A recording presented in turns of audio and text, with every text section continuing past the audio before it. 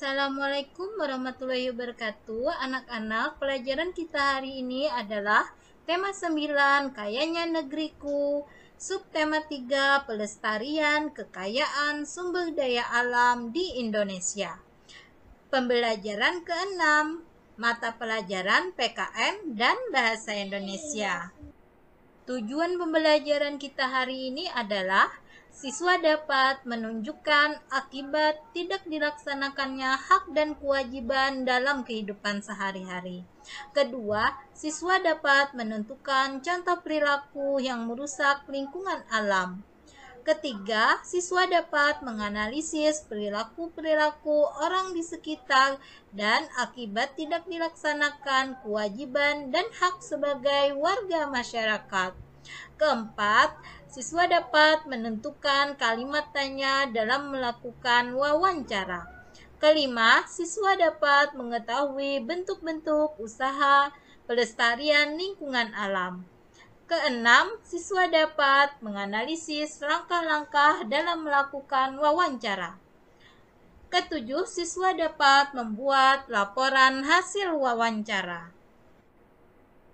Literasi. Ikut menjaga lingkungan alam dan sumber daya alam termasuk salah satu kewajiban sebagai warga negara. Banyak contoh perilaku yang dapat ditemukan kaitannya dengan usaha-usaha yang dapat dilakukan dalam menjaga lingkungan alam dan sumber daya alam di sekitar kita. Salah satunya dengan mendaur ulang sampah, limbah, atau barang-barang bekas yang tidak terpakai. Jika kewajiban itu kamu laksanakan, tentu lingkungan alam kamu akan tetap terjaga dan lestari. Kamu pun dapat menghasilkan produk yang berdaya guna.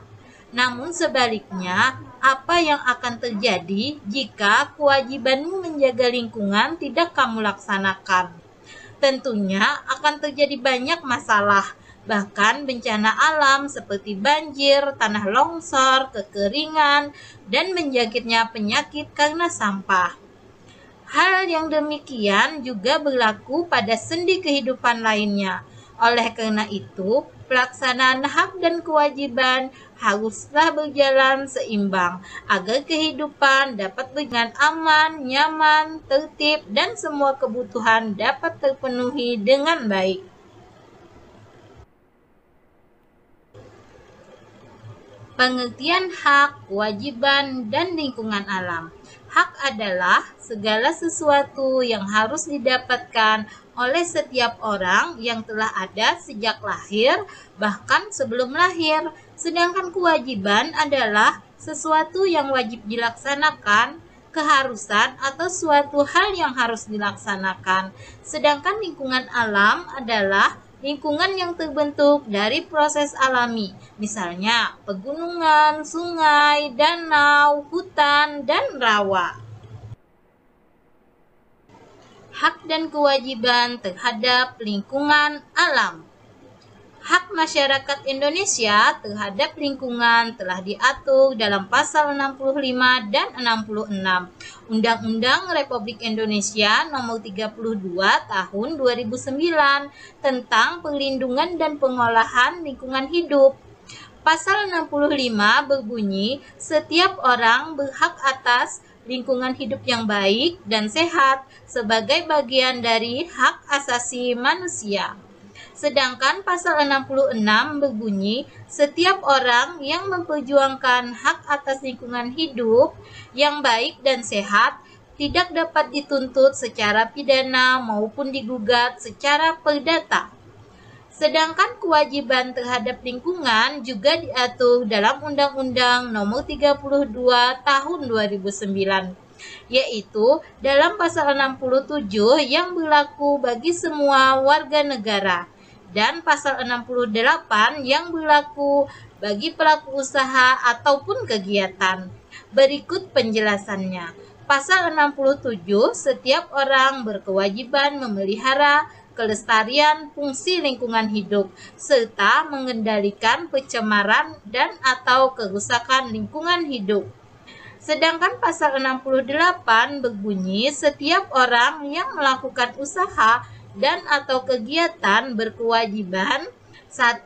Memberikan informasi yang terkait dengan perlindungan dan pengelolaan lingkungan hidup secara benar, akurat, terbuka, dan tepat waktu.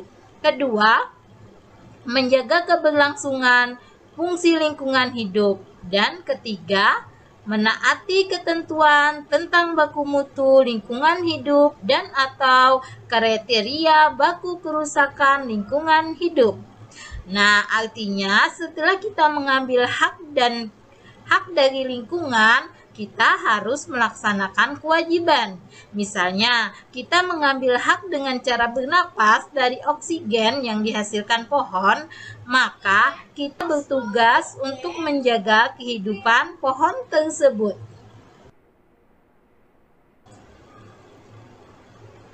Menjaga kelestarian lingkungan alam sangat diperlukan untuk keberlangsungan manusia maupun habitat lain di dalam bumi ini.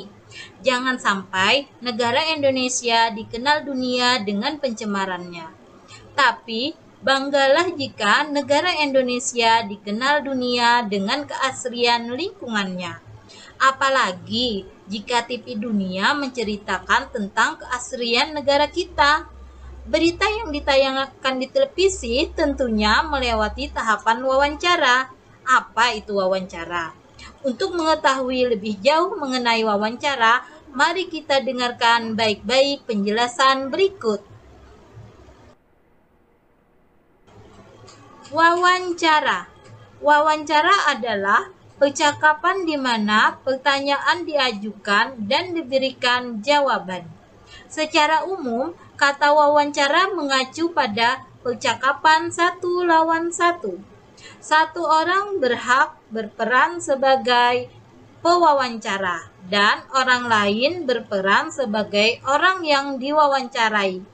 Tujuan wawancara adalah untuk mendapatkan informasi di mana sang pewawancara melontarkan pertanyaan-pertanyaan untuk dijawab oleh yang diwawancarai, dan keduanya bicara secara bergiliran.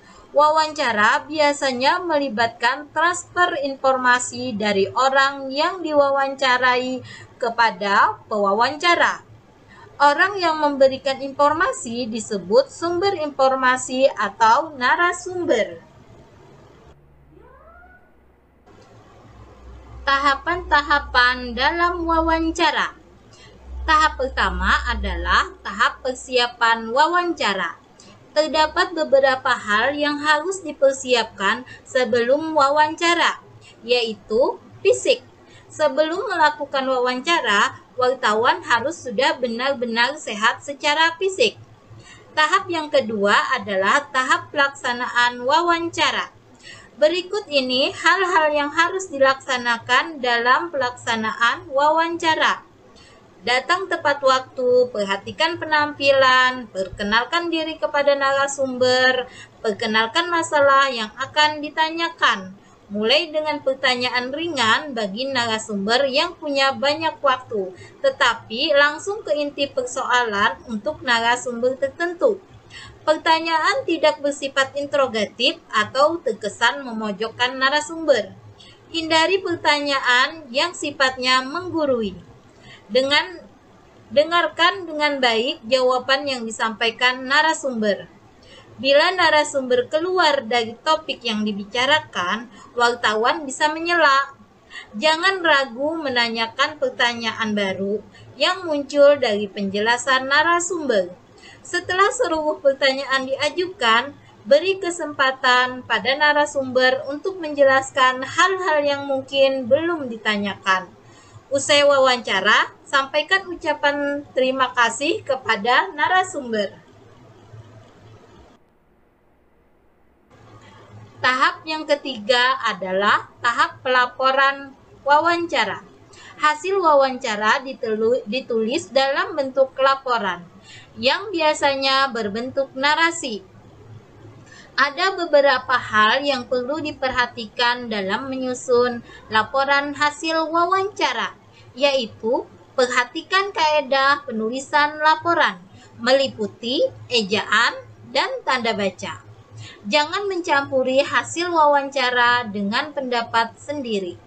Pilihlah data yang relevan dengan permasalahan.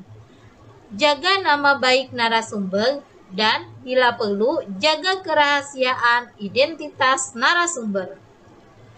Rumusan pertanyaan wawancara. Pertanyaan wawancara dimulai dengan menggunakan rumus 5W plus 1H. Berikut penjelasannya. W pertama, what atau apa, dengan kalimat yaitu apa yang terjadi. W yang kedua, when atau kapan, yaitu kapan peristiwa itu terjadi. W yang ketiga, why, mengapa, yaitu mengapa peristiwa itu terjadi. W yang keempat, who atau siapa, yaitu siapa saja yang terlibat dalam peristiwa itu. W kelima, where atau di mana, yaitu di mana lokasi kejadian. Dan H yang pertama satu-satunya, how atau bagaimana, yaitu bagaimana peristiwa itu bisa terjadi. Demikianlah pelajaran kita hari ini. Semoga penjelasan Ibu tadi mudah dimengerti. Dan Ibu ucapkan terima kasih. Wassalamualaikum warahmatullahi wabarakatuh.